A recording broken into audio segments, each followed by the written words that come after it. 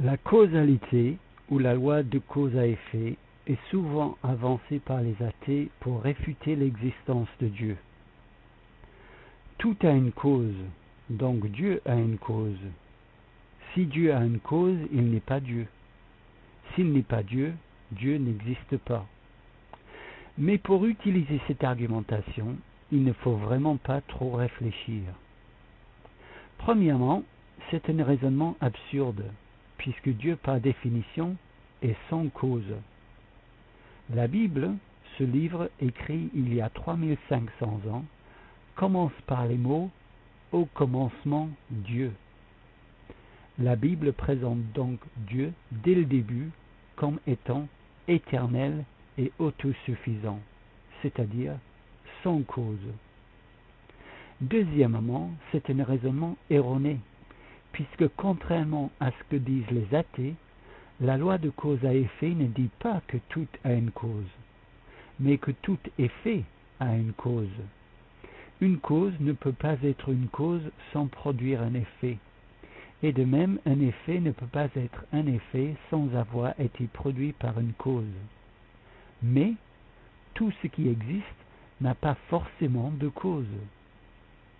Dire le contraire, c'est obligatoirement se trouver dans une impasse logique.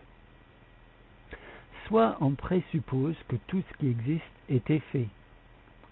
Mais si tout ce qui existe est effet, il n'y a donc aucune origine, aucune vraie première cause qui n'était pas elle-même l'effet d'une cause antérieure. Ceci nous amène à la régression à l'infini, qui est impossible puisque nous existons aujourd'hui. Il y a donc bien eu une première cause puisque nous sommes là.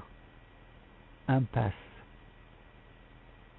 Soit on prétend que la matière s'est créée toute seule, mais on n'obtient jamais quelque chose à partir de rien. La matière ne peut pas se créer par elle-même, car elle devrait être et ne pas être en même temps. Pour se créer, elle devrait exister avant d'exister. Elle enfreindrait ainsi la loi élémentaire de la non-contradiction. Impasse. Si quelque chose existe maintenant, c'est que quelque chose a toujours existé. Si l'univers existe, Dieu, éternel, autosuffisant, sans cause, doit donc exister.